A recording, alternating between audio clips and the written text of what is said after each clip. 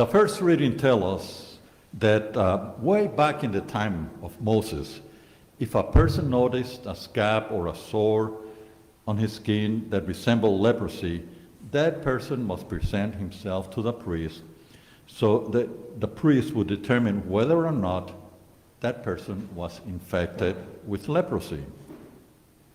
If his answer was yes, that person was required to live outside the community and would be publicly labeled unclean. Many centuries later, in the time of Jesus, the same rules were still in effect.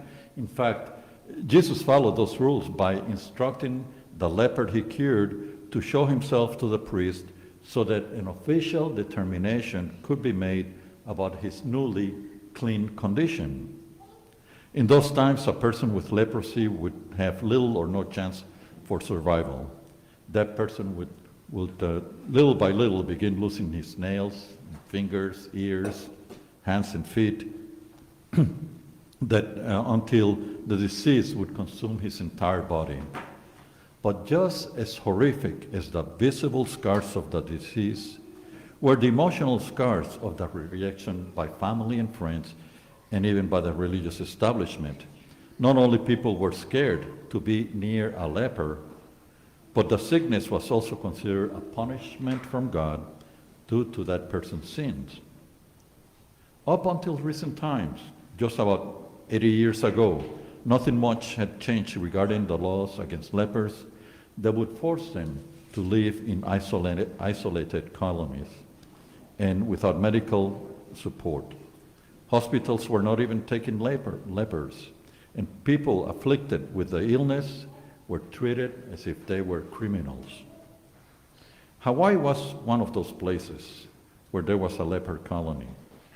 That colony, now a tourist attraction, is located in the island of Molokai, one of the 7 major islands in the Hawaii chain. Molokai is about 260 square miles, about half the size of Louisa County. On the northern part of the island, there is a small peninsula surrounded on 3 sides by the Pacific Ocean, and to the south by one of the world's tallest sea cliffs, making that spot a perfect natural prison. That peninsula is commonly known as Kalaupapa. You can reach the peninsula by airplane, there is a small airport, or by sea, usually during summertime where the waters are more calm, or by foot, by walking on a 3-mile-long trail, hugging the nearly 2,000 feet high vertical cliff and zigzagging 26 times all the way down. And I know that because Evie and I visited that leper colony by foot. The view was spectacular, but what happened there during the 19th century and the first part of the 20th century was horrible. Hundreds of people were separated from their spouses. Children were taken away from their parents. All were sent there with no hopes of ever seeing their families again. In Hawaii, the lepers were put into cages, shipped off to Molokai, and dumped in the ocean. Only those well enough to swim to shore would survive. Once on shore, the lepers faced total chaos. Everyone was sick.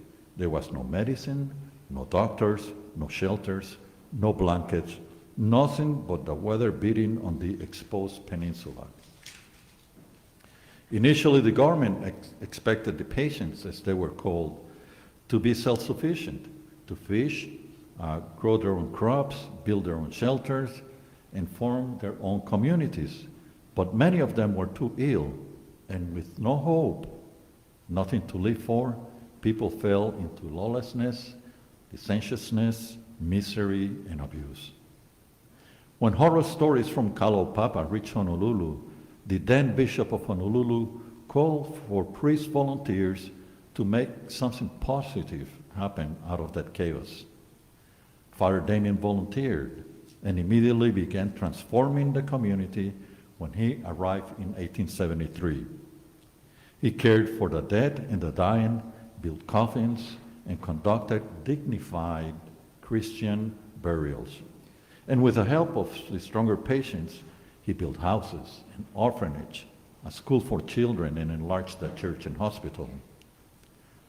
Father Damien was something else. He visited every house in the settlement at least once a week, nursing the sick, administering the sacraments, and celebrating Sunday and daily masses. Without regard for himself, he invited people to his home, ate with them from the same bowl, and even shared his pipe.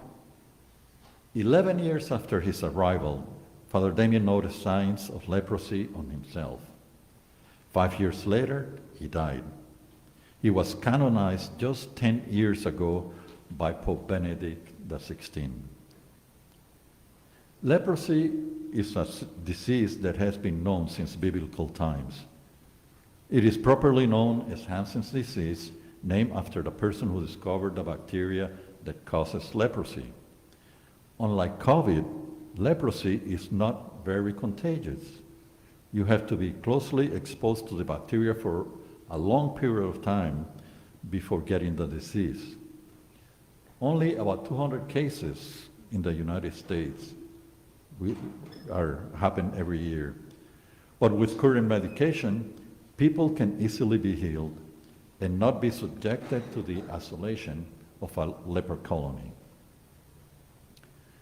Today's gospel begins with, a leper came to Jesus and kneeling down, begged him and said, "If you wish, you can make me clean." Here we see a leper breaking the law of Moses by approaching Jesus. Obviously, he was desperate. Yet, in his request to Jesus, we can see the humbleness in this man as well as his great faith in the power of Jesus. But this is practically what we do just prior to communion.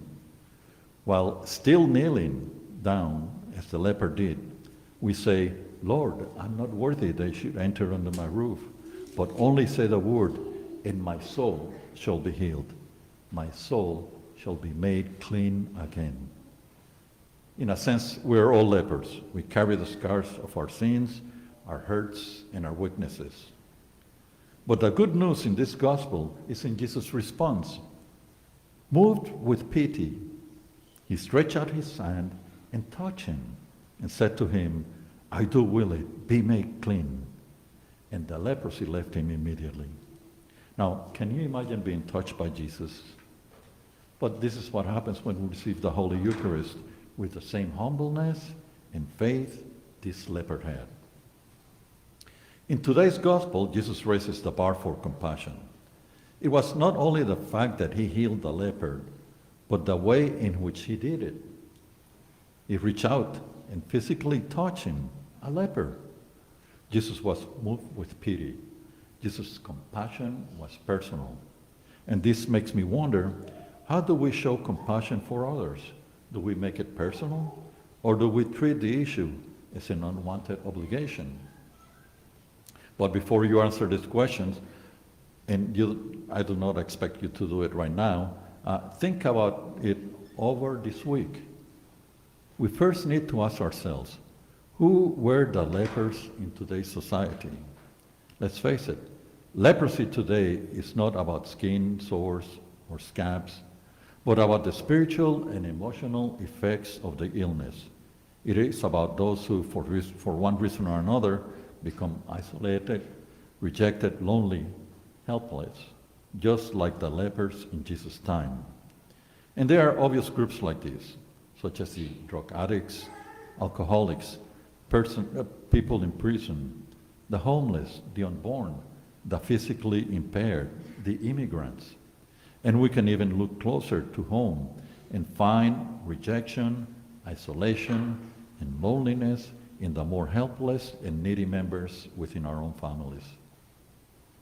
We also have to look at the leprosy within ourselves, the pride, envy, greed, vanity, anger that can consume us in a more destructive way than leprosy itself. Like the leper in today's gospel, we should look to Jesus for healing. He will always welcome us with mercy and compassion. We should do likewise with our neighbors.